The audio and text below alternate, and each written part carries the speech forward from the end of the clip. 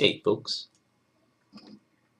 long time ago, 1997 in fact, in Petersburg, Virginia, where my wife Keisha was born and raised, Tim and Daphne Maxwell Reid launched New Millennium Studios, a 15,000 square foot full service movie production studio on 60 acres of land with a rich Civil War history.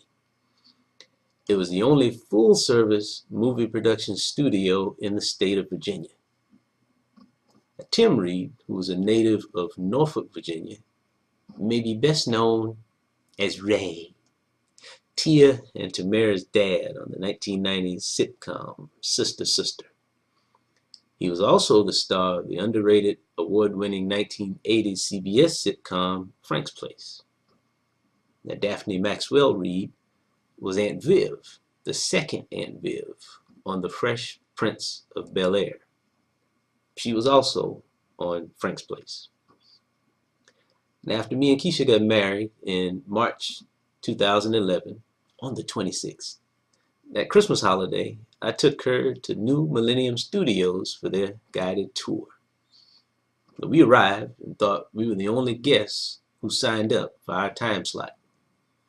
And it turned out we were the only two people in the studio besides Tim and Daphne. Daphne was our tour guide. Now, this lady epitomizes style and elegant grace. She was cool.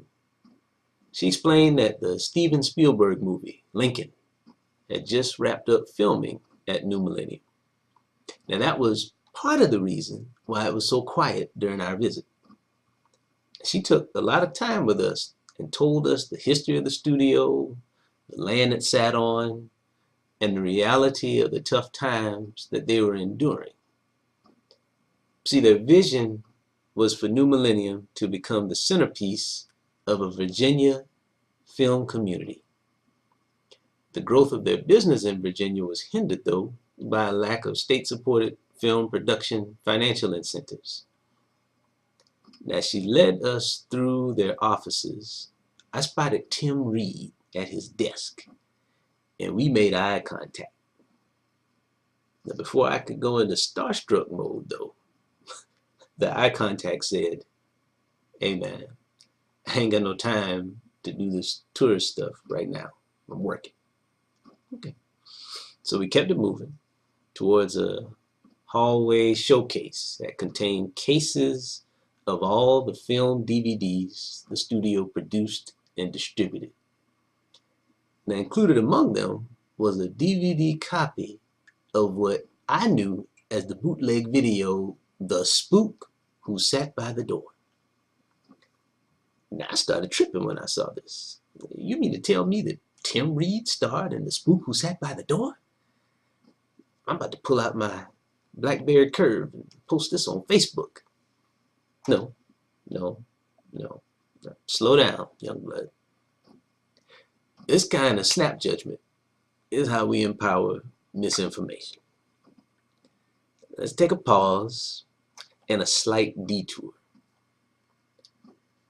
The Spook Who Sat by the Door is a 1973 film directed by Ivan Dixon, based on a novel of the same name by author Sam Greenlee. It is both a satire of the 1960s civil rights struggle in the United States and a serious attempt to highlight black militancy. Now, the main character, Dan Freeman, played by Lawrence Cook, is recruited into the CIA spy program as its token black. After mastering his training, Freeman leaves the CIA to train Chicago youth as freedom fighters. Now, if you attended college in the late 1980s like I did, you know that the CIA and the NSA made great efforts to recruit black Southern college students with scholarships, cars, jobs, and living allowances. Life does imitate art.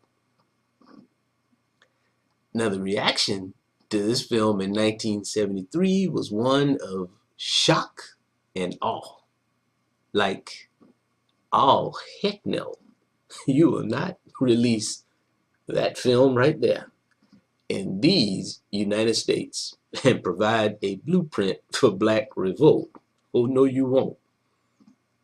So, the FBI, I'm talking about the real FBI, made the film disappear. Now, this satirized truth is hidden and everything is under control. The revolution, folks, will not be televised, nor will it be shown on the big screen. As you were, folks, as you were. Now, this is how the movie became the underground classic and bootleg video that I was told about by some of my activist classmates at Clemson University. But I never made seeing the film a priority. See, I was focusing and preparing myself to contribute my mighty intellect and ideas to the corporate workforce that now provided me the same opportunities afforded to others in 1991 in post-racial United States of America, right? And I now recognize that this era of commission may have been the big idea behind suppressing the film's message. In 2004, though, the film's negative, which was stored under another title, was discovered by none other than Tim Reid. Reid then released the film on DVD. So after we got home from our Christmas trip, I bought the DVD and watched it. Whew. Life does imitate art and vice versa. That's my 6-word review for what I saw. See, the title, Spook, Who Sat by the Door, is a history lesson by itself. Spook is a somewhat outdated and lesser known racial slur, so I probably won't get in trouble for saying it. Now, it's also a slang term for spy. See what they did there? Now, the rest of the title is social commentary on affirmative action. Now, for those who may have forgotten, or for those who never knew, affirmative action is a programmatic attempt to provide job opportunities to traditionally disadvantaged, disenfranchised minority candidates to counter the programmatic effort that disadvantaged them in the first place. When companies hired their first Black candidate, they would seat that candidate by the door so that all who entered were aware that the company was playing by the rules. This type of thing still happens, but in more subtle and sophisticated ways. See, nowadays, your office is placed next to the copier or the water cooler, and your photo and story are featured on websites, brochures, and newsletters. Man, you may even star in your company's promotional video. But I digress. There's no need for affirmative action anymore. Is there? All right, let's get back on track. As I close, this story has a couple of interesting footnotes. First footnote, Petersburg, Virginia, again, where my wife was born and raised, is also the home of NBA legend Moses Malone, who we lost a couple of years ago, singer Trey Songz, you may have heard of him, and actor Blair Underwood. Maybe you haven't heard of him, but he's been around. It's a city rich with African American history. Second footnote, Tim and Daphne Reid sold New Millennium Studios and the 60 acres it sits on in 2015 for about $1.5 million. The buyers plan to use the building as storage space. Tim and Daphne have now relocated to a smaller studio in a Richmond, Virginia suburb, so they're still around. Now, folks, I believe everything happens for a reason. If Tim Reid and I had sat down in his office with my starstruck self during that tour 5 years ago, there's a chance that I would not have learned about the spook who sat by the door.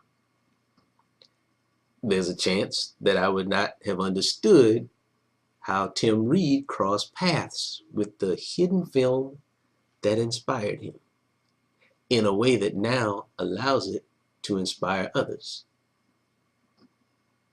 There's an even greater chance that I would not have told you this story, complete with its purposeful detour and history lesson. Thanks for listening, y'all. Keep learning.